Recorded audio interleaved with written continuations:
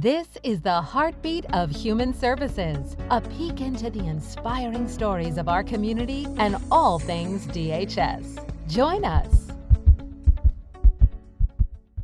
Hi, everyone. Welcome to the Heartbeat of Human Services podcast. I am your co-host host today, I guess, Paola Hernandez, and I have Alison Votaw, the other co-host. So usually we are behind the scenes on this podcast, but we wanted to take some time today to talk about who we are. I don't think we've ever introduced ourselves, have we? No. Which is a bummer because there's so much behind the scenes that you guys don't see and that we're a part of being a part of the Department of Human Services. So I guess we'll kind of go into it and tell you guys what our department is, who we are, and yeah. Yeah, and just to kind of back up a bit, the reason that we want to do this is because we want to talk about CalFresh Awareness Month, and it is a really important part of what we do at Outreach. So we'll get into that a little bit, but like Paola said, we are the Outreach team. My name is Alison, and I am the Marketing and Promotions Coordinator. And our job is kind of split into multiple parts, and one of that portion does focus on outreach in the community, and we get specific grants, specific money to do CalFresh outreach. It's part of being a DHS agency that we are to promote CalFresh, but also as we'll kind of go into, there's such a need and an importance on getting people benefits that will help them to feed their family. Yes. And so my role here is I am marketing and promotions. So I deal with a lot of the graphic ends, and we edit this podcast, and we do so many amazing things in our little department. And it's just, how many of us are here? Five of us. There's five of us. And so Jana, who usually talks in this podcast, she is our boss. She's the boss lady. And she's the PIO. Yes. And a personal information officer. I don't know if everyone knows that. And so she is kind of the face of our department. And so she's always running around at community events, and we're behind her, helping her out. Mm-hmm. Yep. Yeah. And so with that, let's talk. You kind of touched on CalFresh. So I think we should talk about the many programs that are in the community that we just went over before this podcast. And so one of them is the farmers market. Can you think of another one? Yeah. So, I mean, from the farmers markets that we go to the BC and CSUB needs distribution, food distribution that we go to. Any time the community has like a resource fair, or they are handing out food and they want their partners to be there, or even backpack giveaways is a really big one for us. Anytime, there's a bunch of community partners out there, we will most likely be out there as well. Yeah. And I think one thing I forgot to mention was that the farmers market, if you guys don't know, gives a $10 match. So anyone who has EBT, anyone in our audience listening, you can go to the farmers market, specifically the the F Street Farmers Market, and you could give them your EBT and you'll get $10 free to buy vegetables certain vendors have it, but it's mostly the veggies, the fresh veggies, and they come from local vendors. I bought some, I think, on our last, I don't know. Yeah. Was it this 2 weeks ago we went, and it's fresh fruit, fresh everything. So good. And what's really special, F Street Farmers Market is the only farmers market in Kern County that offers this match. It is ran through our CAPK partnership, so you'll see CAPK out there. So if you have any questions or you're trying to track down the 10 for 10, just head over to them, and sometimes you'll even see us out there helping as well. Mm-hmm. But it's a really good opportunity, and I think I feel like F Street is a great location. Mm-hmm. And the hope is that we can help promote healthy choices in our community and provide a a central location for those people to go to, and maybe in the future we'll even have more farmers markets that are able to participate. Yeah, we go to the Hagen, I always say Hagen wrong, Hagen Oaks Farmers Market. We always volunteer there, and I've been trying to get the coordinator there to get EBT, and she used to. Unfortunately, during COVID, that fell off. So hopefully that'll be the next one, because she's also in charge of, I think it was the Hen's Roost Farmers Market.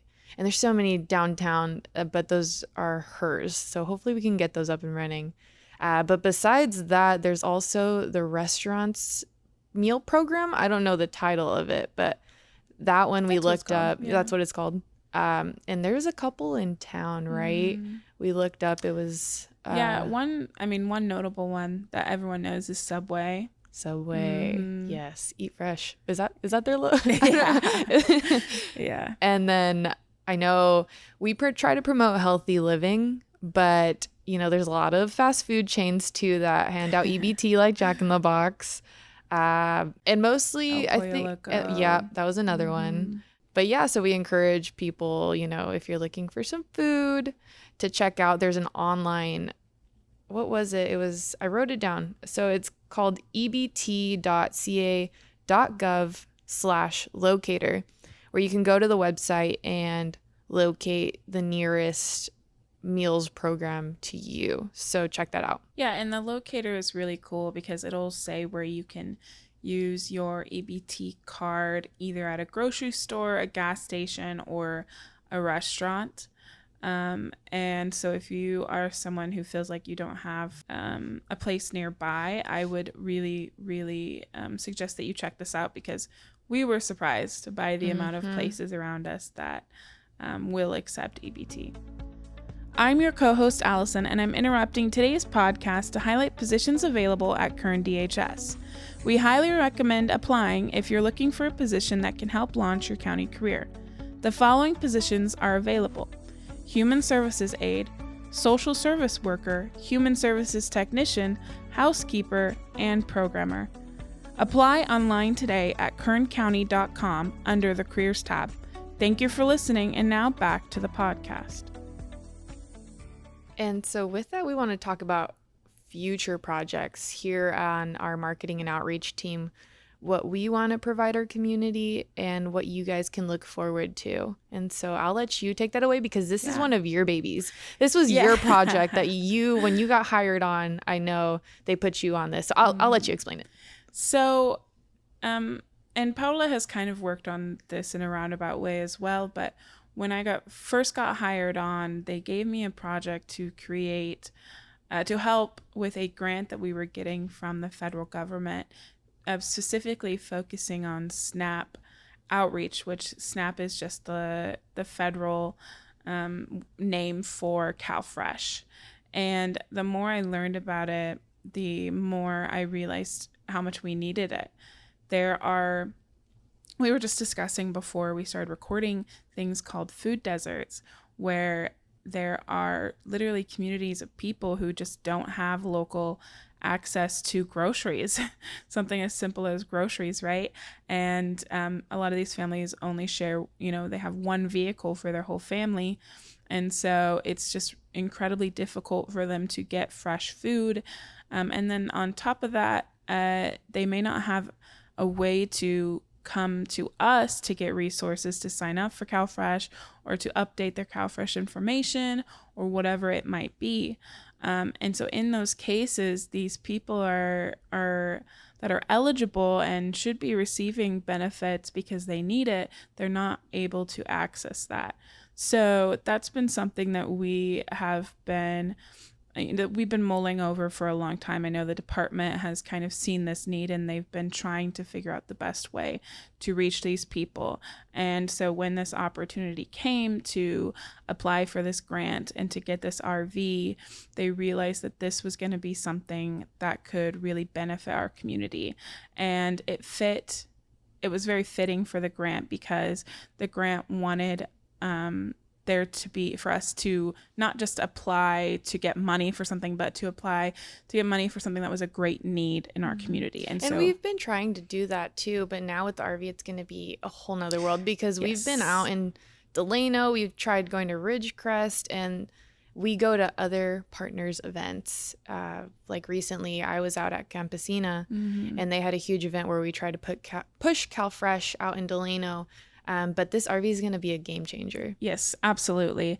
So in the grant, we focused, the majority of what we focused on was that this RV is going to be out in areas where we otherwise wouldn't be able to be out there.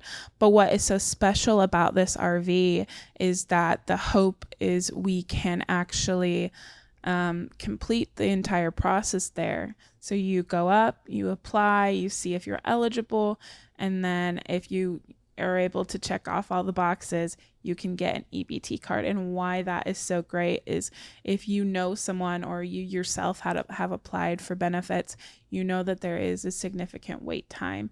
And we try our hardest, but there's just a lot of people in need currently. And so being able to, literally help the people right in front of us immediately, is going to be so beneficial for the community, but also beneficial for our own staff too, because it means that they have completed the process right then, and you're meeting the immediate needs. I'm so excited for this. I think it's going to be, once it gets going, it's hopefully it's going to be a game changer, not only in our own county, but other counties who are going to consider modeling, their own outreach after it. So for any partners listening, please have us out. Please reach out to us. You can contact our marketing team. I'm sure on DHS we have our boss's information on there on my DHS. No, is it on KCDHS.org? KCDHS.org. Yeah. So Paola has been kind of working on what locations we would want to have this at. And recently we spoke at a Rosemond municipal meeting.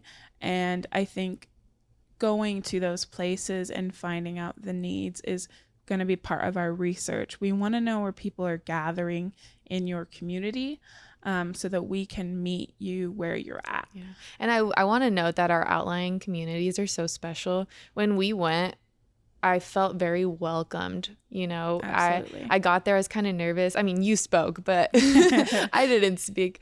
But just everyone coming up to us saying they were grateful that we were there. So we are needed for sure in these communities. And so, yeah, I hope we can do more. Yeah. And I think we were nervous because we also knew that this was going to be the first time we were putting ourselves out there and saying, hey, we know we can do better and we want to do better, and here's our plan to do better. And obviously putting yourself in that vulnerable situation to accept criticism can be a little bit nerve-wracking. Okay, but you're a great speaker, and you really care about this project, so it's going to get done. Yeah, and I think our entire team cares about this, and the other hope is that we're going to be bringing on other people in our department to help us with this as well. I think one of the best ways to get something done is to have multiple people invested in it. So not just the outreach team, but also our HSTs, and we're going to have a driver that's going to be on our team, things like that, because then it'll all come together. The other thing that we've kind of forgotten to talk about is that there is another motivation for the RV that is still focused on CalFresh, but the focus is going to be on emergency and disaster CalFresh. So there's two different things that happen when something happens in an area. So we'll use the flooding, for example. So in March, when we were faced with communities that had to be evacuated because of flooding, the first thing that was announced was the emergency CalFresh replacement. So what that means is that anybody who had CalFresh, but all of their groceries were destroyed in the flood, or they had to leave their fridge there, so obviously those groceries are no good anymore, whatever it may be, they can apply for a replacement, and they do that through their worker. The second thing that happened, which doesn't happen very often, is basically FEMA comes in, and because FEMA stepped in, our county qualified for disaster CalFresh. Basically, that's for any families who were significantly affected by the flooding and now have found themselves in a financial situation where they cannot feed their family, or they're struggling to feed their family. In this case, you still have to qualify based on income, but the income requirements are slightly different. And this is obviously something very unique, a unique situation, but it's great that the federal government is willing and capable of stepping in those situations. I feel like this is a ton of information. Yes. But if you guys follow us on social media, we will be posting about this. I think our partners, other organizations, we've been really good at all contacting each other now that we have our marketing teams at behavioral health. And absolutely, we meet once a month, I think, or every bi-monthly. So we will be working on information to put together in case of an emergency like this. Yeah. Hopefully it doesn't happen, but follow us on social media on Instagram, Facebook, Twitter.